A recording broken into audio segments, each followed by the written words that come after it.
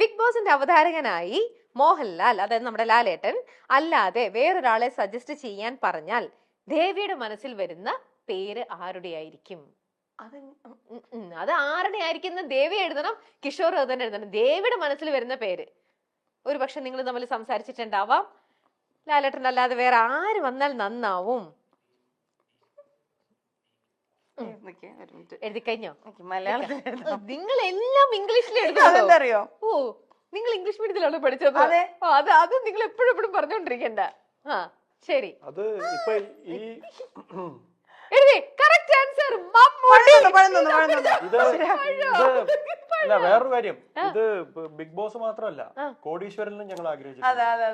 നമ്മൾ പറഞ്ഞിട്ടുണ്ട് നിങ്ങൾ രണ്ടുപേരും. അല്ല, ഇപ്പൊ സുരേഷ് ചേട്ടൻ അല്ലാണ്ട് നമുക്ക് ഒരു ഓപ്ഷൻ പറയുകയാണെങ്കിൽ ലാംഗ്വേജ് കൊണ്ടും എല്ലാം കൊണ്ടും നമ്മൾ പറഞ്ഞിട്ടുള്ളത്. ഓക്കെ, അപ്പൊ നിങ്ങളുടെ കറക്റ്റ് ആൻസർ രണ്ടുപേരും പറഞ്ഞു മമ്മൂട്ടി. വളരെ വളരെ ഞാനത് ഇങ്ങനെ വേറൊരു വ്യക്തിയായിട്ട് സംസാരിച്ചപ്പോൾ അവർക്ക് അങ്ങനെ ഒരു പ്ലാനിങ് ഉണ്ടായിരുന്നു എന്നും പറഞ്ഞു. അപ്പൊ ഞാൻ വെച്ചാൽ അപ്പൊ നമ്മുടെ ഐഡിയ കുറച്ചൊക്കെ കറക്റ്റ് ആണ്, എല്ലാം ശരിയാണ്. അവർക്ക് അങ്ങനെ പ്ലാനിങ് ഉണ്ടായിരുന്നു, അദ്ദേഹം അതിന് വില്ലിങ് ആയിരുന്നില്ല എന്നുള്ളത് ഞാൻ അറിഞ്ഞായിരുന്നു. ഓ,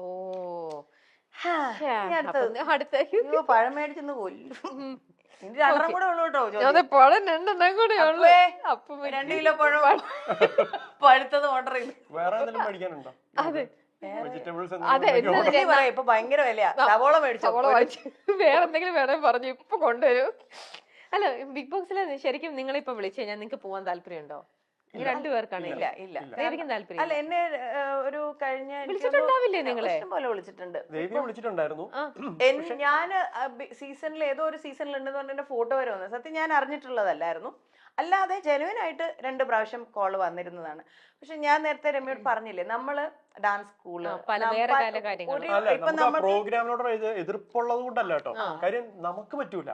ഇപ്പൊ എന്നെ സംബന്ധിച്ചാണെങ്കിൽ എനിക്ക് പാട്ട് കേൾക്കാതെയും ഞാൻ ശരിക്കും എല്ലാരും പറയും ഈ നാട്ടും പ്രദേശമാണ് ഭയങ്കര താമസിക്കാൻ ഭയങ്കര സുഖം. പക്ഷെ എനിക്ക് നാട്ടും പ്രദേശത്തെക്കാട്ടിലും ഇഷ്ടം പട്ടണത്തിൽ താമസിക്കാനാണ്. കാര്യം ആലപ്പുഴ പോയാലും ഒരു മാക്സിമം ഒരു 1 ഡേ അത് കഴിയുമ്പോഴത്തേക്കും പോവാം പറയും. എനിക്ക് എന്റെ നാട്ടിൽ പോയാലും എനിക്ക് എറണാകുളത്ത് ഇപ്പൊ എന്റെ ഫ്ലാറ്റില് വന്ന് അതെന്താന്നറിയുമോ, നമ്മള് ഇപ്പൊ ഞാനാണെങ്കിലും വൈകുന്നേരങ്ങളില് ചില 4 മണിക്കൊക്കെ വെളിയോട്ടൊന്ന് ഇറങ്ങിക്കഴിഞ്ഞാൽ ആ കടക്കാരുടെ അടുക്ക എല്ലാവരും ഒരുമിച്ച് സംസാരിക്കും. ഇപ്പം ഞാൻ നടന്നിട്ട് വരുമ്പോഴൊക്കെ രാവിലെ ആണെങ്കിൽ പോലും കട തുറക്കുന്ന സമയത്ത് എല്ലാവരുമായിട്ട് സംസാരിക്കും. ഭയങ്കര സോഷ്യൽ ബീയിങ് ആട്ടോ, എന്നെക്കാളും കുറച്ചും കൂടെ ഭയങ്കര. എനിക്കതൊന്നും ഇല്ലാതെ പറ്റൂല. അതുപോലെ ശബ്ദം, എനിക്ക് ഹോണടി അത് വേണം, ഒച്ചപ്പാടും ബഹളവും വേണം. അപ്പം ദൈവം അറിഞ്ഞ മോനെ പക്ഷെ ഇത്ര ബഹളം വേണം.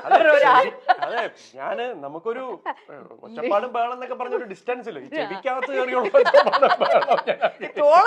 ഒച്ചപ്പാട്.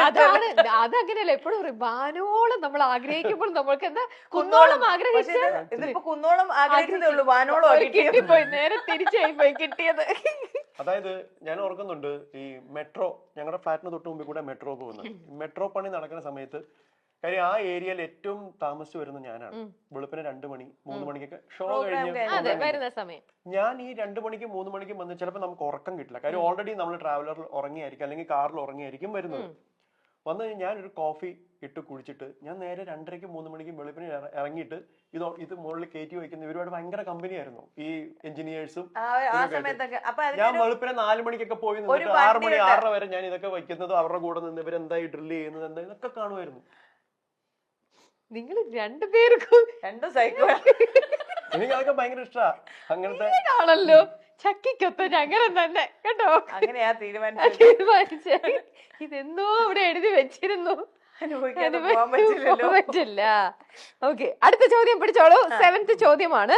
ഈ ഇന്റർവ്യൂവിന് വരും മുമ്പ് നിങ്ങൾ ഏറ്റവും കൂടുതൽ ശങ്കിച്ചിരുന്ന ഒരു കാര്യം അതെന്തായിരുന്നു? ഈ ഇന്റർവ്യൂവിന് വരുന്നതിന് മുമ്പ് പോണോ 8ന്റെ പണി കിട്ടുമോ അങ്ങനെ ആണോ? ഇതെന്തായിരിക്കും? പിന്നെ അപ്പൂസ് അങ്ങനെ എന്തോ ചോദിക്കാൻ കാരണം അവൻ എന്തോ ഒരു സാധനം ലോക്ക് ചെയ്ത് വെച്ചിട്ടുണ്ട്. ഒന്നുമില്ല. അപ്പൊ അപ്പൂസ് എന്തോ എവിടെയോ ഒരു സ്പെല്ലിംഗ് മിസ്റ്റേക്ക് കിട്ടി. ഉത്തരാദ്യം ചോദിക്കാം, അത് ഞങ്ങൾ പറയാം. എന്തി പഴം പറഞ്ഞ അപ്പൂസിന് കൊടുത്താലോ? ഓക്കെ, എന്നെ പേടിയായതുകൊണ്ടാന്നു. അപ്പൂസ് പറയുന്നുണ്ട് ഈ ദേവിക്കോ ഞാൻ എന്നെയോ? ആരെ? രമ്യോ? അതെ അതെ.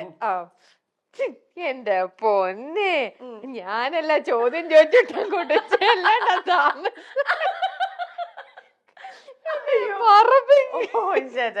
അങ്ങനൊന്നുമില്ല. നമുക്ക് ശരിക്കും ഒരു റീയൂണിയൻ ആണ്. ഞാൻ ഭയങ്കരമായിട്ട് എൻജോയ് ചെയ്യുന്നു. ഞാനും അതെ. യെസ്, അതാണ്. അപ്പൂസിന് അറിയില്ലല്ലോ ആ കഥ. ആ കഥ അപ്പൂസിന് അറിയില്ല. അപ്പൂസ് പറഞ്ഞു, ഓ രമ്യ ചേച്ചി ഭയങ്കര സങ്കടം. അപ്പൊ ഞാൻ പറഞ്ഞു, ആ ശരി ശരി, സങ്കടം മാറ്റിത്തരാം.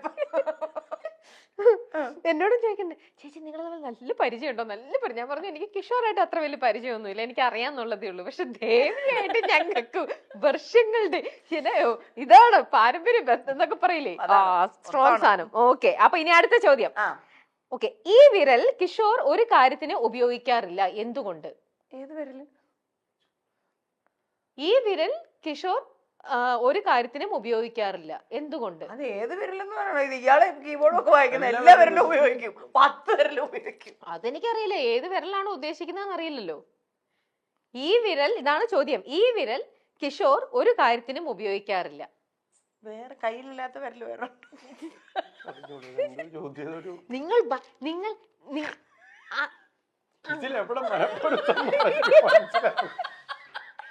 ഞാൻ വീണ്ടും പറയാണ്, ഈ വിരൽ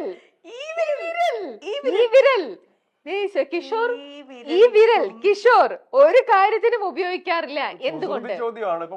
അത് തന്നെ, തിങ്ക് യു. ഈ വിരൽ കിഷോർ ഒരു കാര്യത്തിനും ഉപയോഗിക്കാറില്ല. എനിക്ക് അത്രയൊന്നും തിങ്ക് ചെയ്തൊന്നും എടുക്കാൻ പറ്റില്ല. അങ്ങനത്തെ പരിപാടി ചോദ്യമാണ് കിഷോർ. കമോൺ, എന്താണ് ഇവിടെ ആൻസർ ഒക്കെ എഴുതി കഴിഞ്ഞു. എന്താണ് മോളെ ചൂണ്ടുവിരൽ? എന്ത് ചൂണ്ടുവിരൽ?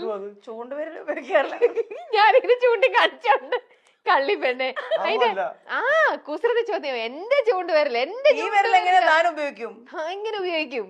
ഇതുവരെയുള്ള ജീവിതാനുഭവത്തിൽ ആ ഒരു കാര്യം ചെയ്തതിൽ മാത്രമാണ് നിങ്ങൾ രണ്ടുപേരും ഒരുപോലെ റിഗ്രറ്റ് ചെയ്യുന്നത്.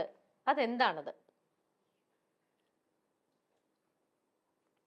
ഇതുവരെയുള്ള ജീവിതാനുഭവത്തിൽ ആ ഒരു കാര്യം ചെയ്തതിൽ മാത്രമാണ് നിങ്ങൾ രണ്ടുപേരും ഒരേപോലെ റിഗ്രറ്റ് ചെയ്യുന്നത്.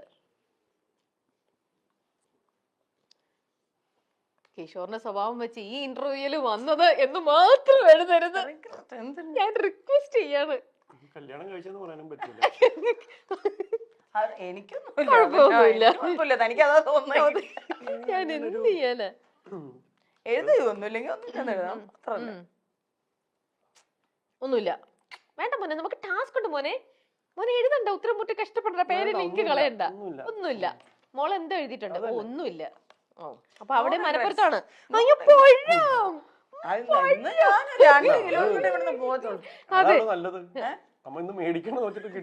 അതെ, കറക്റ്റ്. കട അടച്ചു പോകുന്നു പറഞ്ഞിരുന്നല്ലേ നന്നായി.